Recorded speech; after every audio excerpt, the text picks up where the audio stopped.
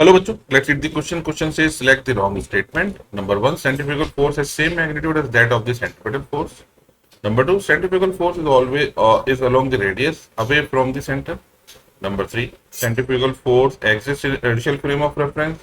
Number four, centrifugal force is called pseudo force as its origin cannot be explained. अब जैसा कि हम जानते हैं सेंट्रीफ्यूगल फोर्स और सेंट्रीपिटल फोर्स, तो मैग्नीट्यूड वाइज हम ये बोल सकते हैं कि दोनों का मैग्नीट्यूड सेम है।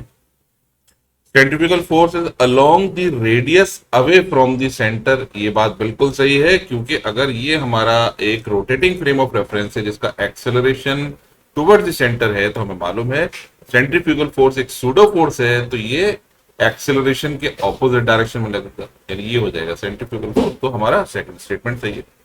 Centrifugal force exist in inertial frame of reference, तो ये हमारा स्टेटमेंट बिल्कुल गलत है, क्योंकि centrifugal force is a pseudo force और pseudo force exist only in non inertial frame of reference. Centrifugal force is called pseudo force as its origin can not be explain, ये statement बिल्कुल सही है, यानी कोई भी सूडो फोर्स जो होगा वो non inertial frame of reference में होगा और उसका ओरिजिन अननोन होता है। तो हमारा जो आंसर होगा वो होगा 3। I hope you understood the solution. Thank you.